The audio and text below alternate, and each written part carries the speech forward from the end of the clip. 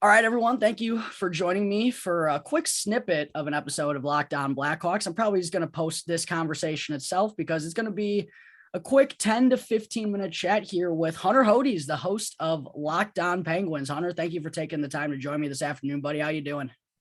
I'm not doing too bad, man. The Penguins have been out for almost a month now, which is pretty crazy how fast this has gone by. The final starts in a week, and then the season's going to be over. But no shortage of topics to discuss when it comes to the Penguins and, of course, your team, the Blackhawks. Yeah, a lot is still going on despite our teams obviously not still playing at this point in the season. Penguins had a little bit better season than the Blackhawks did. But the reason I got you on today, Hunter, is because recently we've heard Elliotte Friedman on the 32 Thoughts podcast mention that the Chicago Blackhawks have been linked to Pittsburgh Penguins assistant coach Todd Reirden. And I kind of just wanted to have you on to, I'm sure there's a lot of Blackhawks fans out there who have, maybe heard the name Todd Reirden once or twice, but aren't really all that familiar with, maybe his coaching background or his styles or exactly what he was in charge of with the Penguins. So that's why I got Hunter on the show here today. But Hunter, Todd Reirden, he's actually in his second stint as an assistant coach with the Pittsburgh Penguins. He was there from 2010 to 2014. He got relieved of those duties, went on to become an assistant with the Washington Capitals, then ended up becoming their next head coach once Barry Trotz kind of randomly decided to jump ship and go to the Islanders. But after the Capitals, they did have two pretty successful seasons with Reirden as their head coach, but in the playoffs, they got bounced in the first round both times. Reirden gets fired, and the Penguins decide to bring him back. In his second stint here with the Pens, Hunter, what has kind of been Todd Reirden been in control of? Has he been working with the forwards, the defensemen, the special teams units? Can you let us Blackhawks fans know kind of what he's been in charge of and how he's been doing in that role?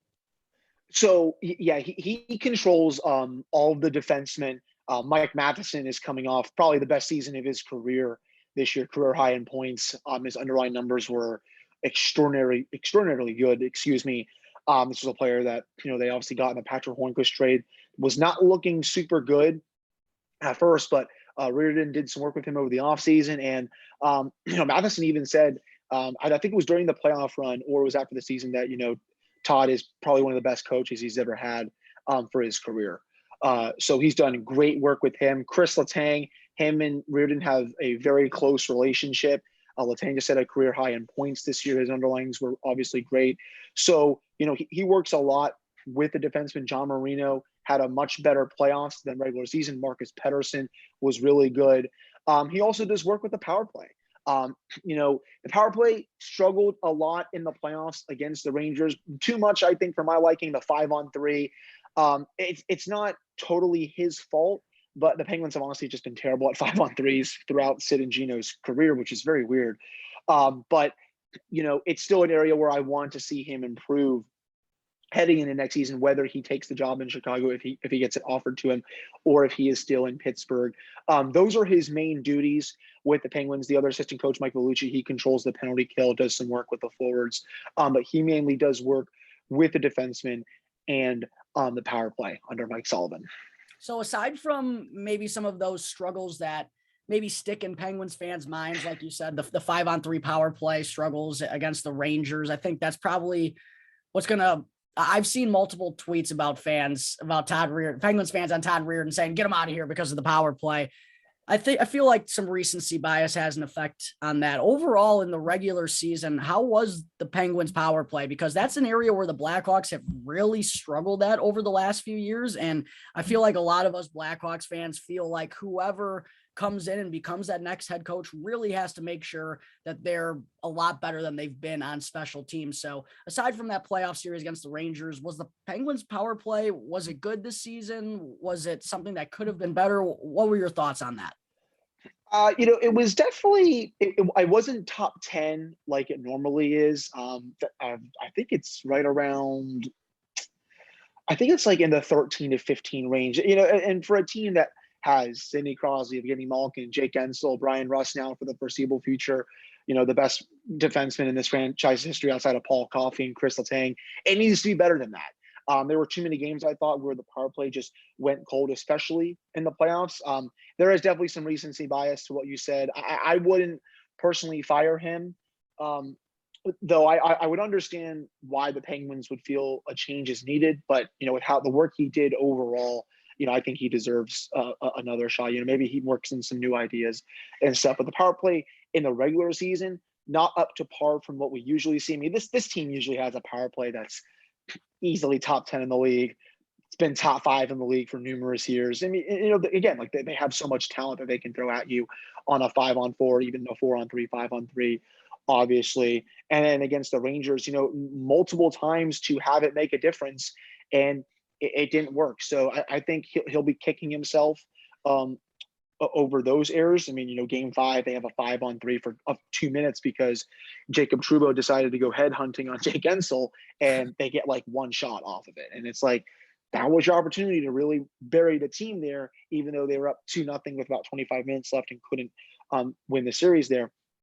But, again, it's still an area where I want to see more work done over the offseason. The players that they have on this unit right now, sure, they're a bit older, but they're still great playmakers and they're great goal scorers. And, if you can't have a power play that has that many good players in your top 10, for a second straight year, I think that's definitely some cause for concern.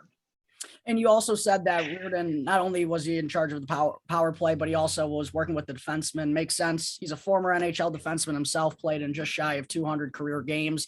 How do you think the Penguins defense as a whole was or performed under him? Because again, like I just brought up with the power play, the Blackhawks defense has been absolute trash for far too long. That the goal differential has been a nightmare. Analytically, they've been dominated for years, and it really feels like they're not going to get better until they become better as a whole defensively. So do you feel like, would you feel comfortable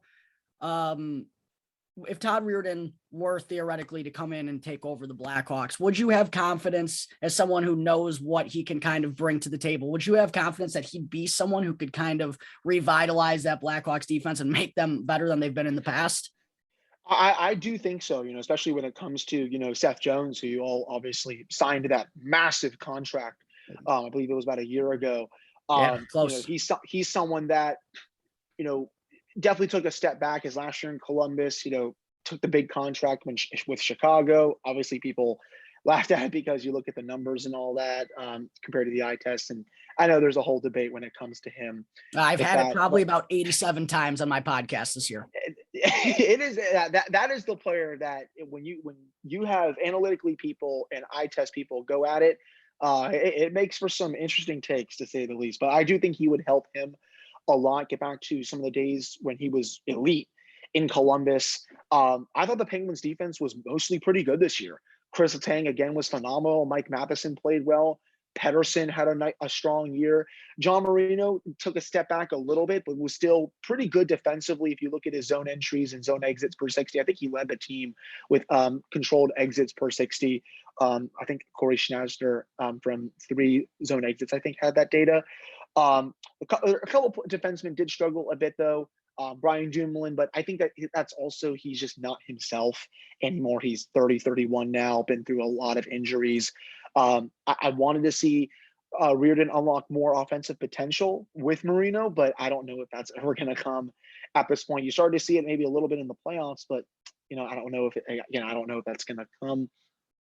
Even down the lineup a little bit, Chad Ruedel, perfect number 6 defenseman. He played the best hockey of his life this year. Mark Friedman, in his second year as a Penguin, he performed admirably well when he was in the lineup, whether it was Dumoulin was out, especially in the playoffs when he had to miss the last 4 to 5 games of that series, had a goal, a couple other points. He looked like Brian Dumoulin wasn't really being missed at that point because Friedman was playing well. So I definitely would miss him in that regard.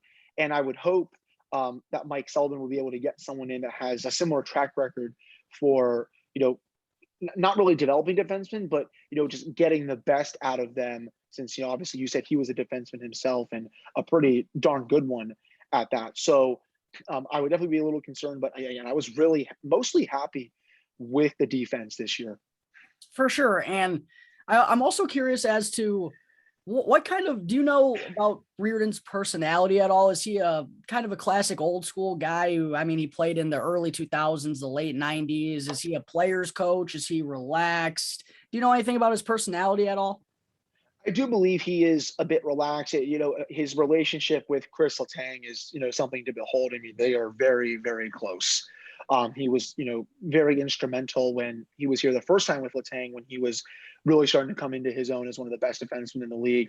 He leaves, goes, takes a job in Washington after, he was let go when Bilesman was fired, and then comes back and, wouldn't you know, he has, Letang has two of the best seasons of his career, especially this year when, he's probably going to go out either on the open market to get paid, or the Penguins are going to give him the raise that he rightfully deserves. But, he's definitely, from what I've seen at practice during games, he's definitely more, laid back than someone like Mike Sullivan, who can get pretty animated. He's not John Tortorella over here, coached under him, but, he's still someone that can get decently animated. But, as for Reirden, he'll obviously get in your grill at times, but he's not someone that's really going to rip your ear off or anything. For sure. I was just curious because there's been this interesting dynamic with the Blackhawks where, I mean, Derek King, he was the interim for the Blackhawks this year. He still is in contention to potentially be the permanent head coach. But it seemed like everyone was just so tight when Jeremy Colleton was here. They were so worried about the system that he had in play. And it almost felt like they weren't able to just play the game. Like they were just thinking so hard. And then Derek King comes in, a very relaxed coach, very, very much so a player's coach, former NHL veteran himself.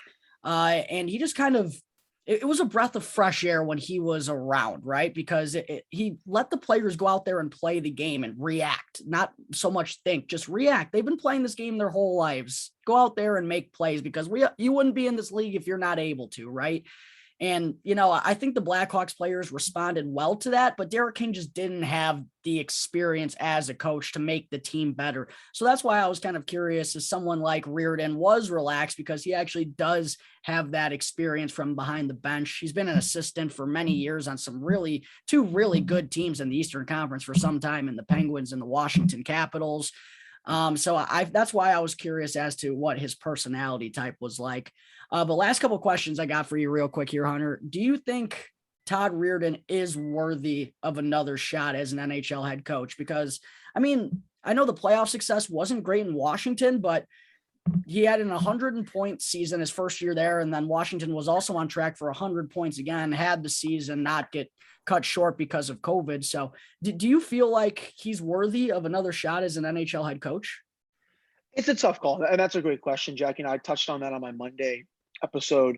The Capitals, you said, they didn't have any playoff success under him. They had those couple first round exits where Brian McClellan really had enough. I didn't really think the Capitals did a good enough job after Barry Trotz left, and didn't really cast a wide net of a coaching search. They just were like, okay, we're just going to promote from within here and really not do a lot of interviews. And, I've never really, I don't really subscribe to that belief unless you really know that person in house is going to be a great hire. On some levels, I say, he is worthy, especially, he's going to a team that's probably not going to be making the playoffs, at least for the next few years. I know the Blackhawks, I think, are rebuilding right now. I think Jonathan Taves and Patrick Kane signed off on it from what I've read. I think Taves might have said that he's not super thrilled about it, but I mean, they're not going to trade him or Patrick Kane or Seth Jones or anything like that. But for a team that's trying to get younger, trying to get faster, I think it would make sense. The only part that scares me is, can he get the results that the front office wants him to get, by a certain timeline. You don't want like a Jeff Blashill situation here where that guy is somehow the coach in Detroit for like 6 years and he makes the playoffs once. I don't know what the heck Steve Eisman was doing there. Thankfully, they're looking for someone else here. But that's going to be the biggest thing. If he gets into the playoffs, maybe year 2, year 3, if that's maybe a bit optimistic, can he be able to take them a bit far? Because that was his big thing in Washington. I still think personally he's better off as an assistant somewhere. But again, it wouldn't shock me if he does get another head coaching opportunity, and just because he was able to get the Capitals to the playoffs. And I know nothing happened, but teams are always willing to give coaches like that a second chance when they see the track record of success that a coach like that has. Also interesting to note is that Todd Reirden grew up in the Chicago area. He actually was born in Deerfield and played youth hockey here in Chicago. So there could be a potential tie there. Last question I got for you, Hunter. I wouldn't be doing my job well having you on an interview if I didn't ask about the futures of Chris Letang and Evgeny Malkin. Both are pending unrestricted free agents this year. It's an interesting time for the Pittsburgh Penguins, right? Are they coming back? You fully believe they're coming back, or what's happening? It's the most important offseason in probably 20 years for this franchise. I would say that. And I'm a little scared that, it's Ron Hextall and Brian Burke leading the way for, again, like this is the biggest, this is the pivot. This is a very pivotal point in this franchise's history. I'll say that. I think Pierre LeBrun wrote this morning in The Athletic. I'm going to go record my show after this. Sounds like Chris Letang and the Penguins have been having ongoing dialogue, which is important. I think he should be the bigger priority over Evgeny Malkin. And that's not to say that, I don't love Evgeny Malkin. I obviously have a great amount of respect for him. I think the team, they've been having conversation with Chino, but I don't think they're super crazy about paying him.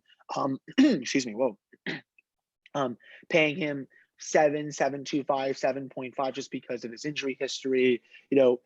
He's fallen off a little bit, though. He was a point per game player this year. But, in a perfect world, both of them are back. They have the cap space to do it. They're going to have to make changes otherwise if they do come back. And I'm sure there will be takers for someone like a Brian Dumoulin. Some people, I always get these people in my mentions that say, well, you can't trade a contract like that. I'm like, I've seen people give out term to Barclay Goodrow of all people, and I've seen Jack Johnson be signed by another team. I'm pretty sure someone will take a chance on a 2-time Cup winner.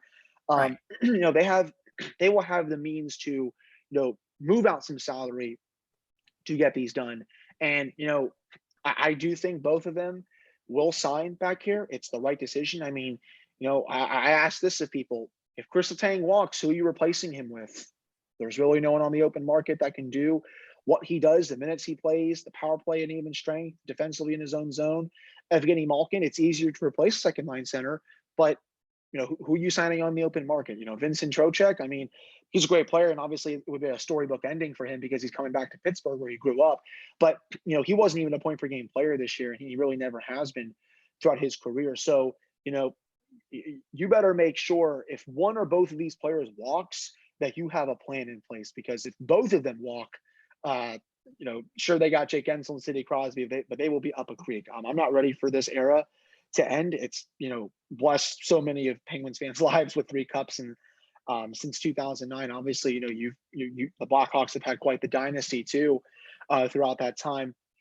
But I do think both should and will be back. They have the means to pay them. The Fenway Sports Group wants to win. It's up to Ron Hextall and Brian Burke to make it happen. Well, it's going to be an interesting offseason for both of our teams, especially in the next month. We got free agency, the NHL draft. Big decisions are coming right around the corner. But Hunter, thank you so much for taking the time to talk some Todd Reirden with me. I appreciate it. I know a lot of Blackhawks fans out there will as well. If you want to plug your show and where people can find you if they're interested on social media, go ahead and do so, buddy. Yes, Blackhawks fans, if you are interested in listening to a podcast about the Pittsburgh Penguins, maybe you are, maybe you are not interested, but you can follow me on Twitter at Hunter Hodies. The show's Twitter is at @LO_Penguins. You can find the show wherever you get your podcasts. Lots of fun content coming, a lot of player season reviews, fun stuff with some other guests coming up too. It is never a boring day with the Penguins franchise. I will always stand by that. Well, thank you again, Hunter. I greatly appreciate it, man. And I wish you luck. I do hope that I'm just botching names here, that Malkin and Letang are coming back, because I wasn't ready for my Blackhawks era to end. It sadly came crashing to a halt. The Penguins have done a better job of keeping that sustained. So hopefully they'll give you at least one more year, buddy. And thank you again for taking the time to join me. I really appreciate it. Yeah, absolutely, man. Thank you for having me.